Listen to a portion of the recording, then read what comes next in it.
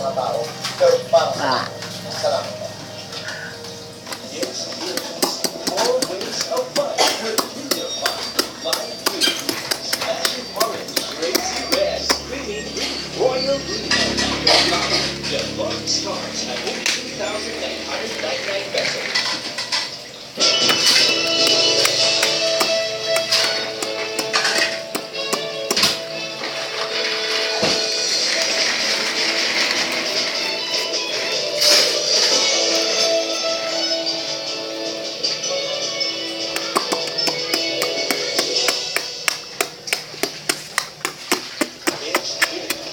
Four ways of fun with Junior Fun.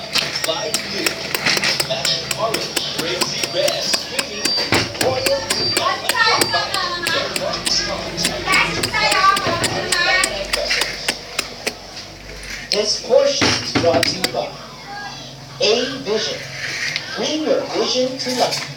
Canrif Corporation, your ventilation and air conditioning specialist. For inquiries, contact Mr. Annie Pumpkin, Canrif Corporation President. Contact numbers 294.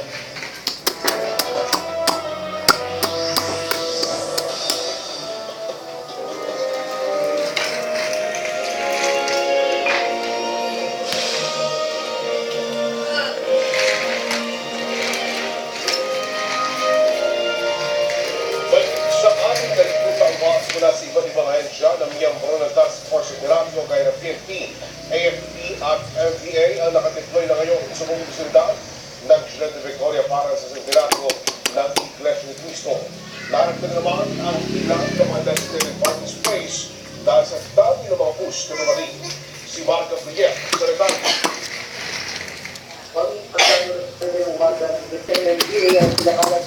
Ay. Dalia, video ka ni Papa? Dalia!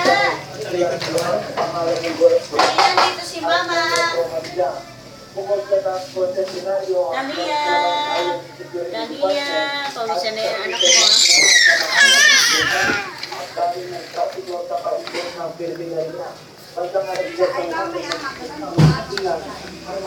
Ang dami.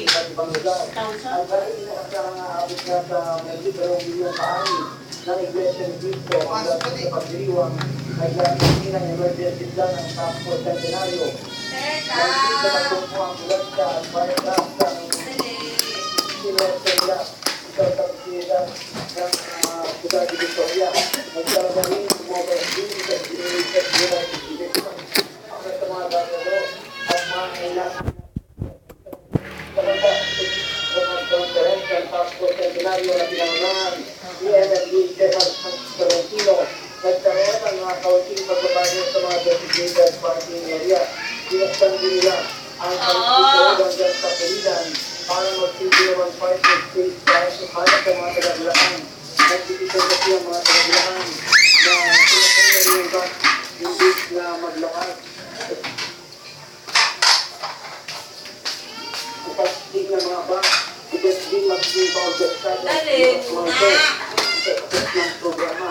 Bakit ito sistema na kami nagpat ng tapos itinadyo. Pagkatapos ng programa ay mga sa Casino o Paulini, yung mga bus na mula sa matatapit na lihangan di ba umano na sinunod ng mga Region 4, Region 4E, susunod ang Region at pinamawila na bus yung mga Paulini sa mga layo ng ito.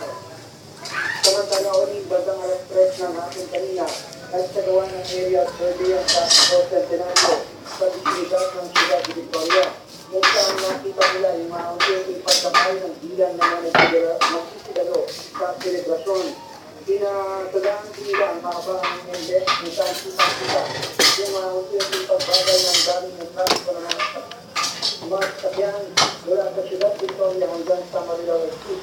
Pagkakang saan naman yung mga bus na nag-aabot ng pasahero, naging tangang pagkulang yung maayos na pagparada ng mga sakyan sa mga pinalagang parking area.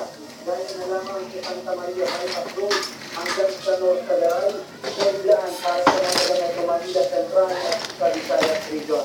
Yan mula ang orin ng latest mula pa rin sa Ciudad de Victoria. Maraming salamat. Hello,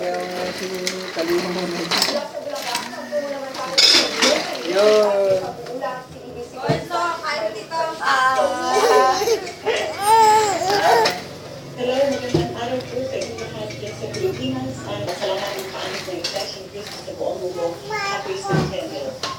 Narito po ako sa Mons Morning na siyang pinakasabihin natin, pinakapanganay na lugar ng mga Iglesia ni Cristo dito sa Northern Europe.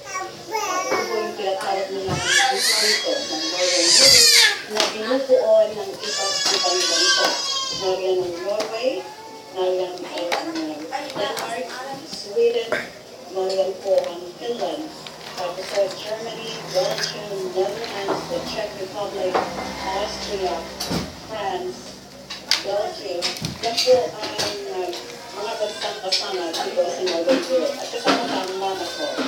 Kaya itong mga gagawin ko pong pag-update o mga paghahanda ng Iglesia ni Cristo sa Northern Europe ay mga consolidated reports mula po sa iba't iba nating katulong sa mga nasabing bansa. At bilang paghahanda mo, mula pa ng isang linggo ay nagsimula na ang mga member ng Iglesia ni Cristo gaya ko ng alam natin sa kanilang mga gawain, unang-una na yung kanilang tinatawag na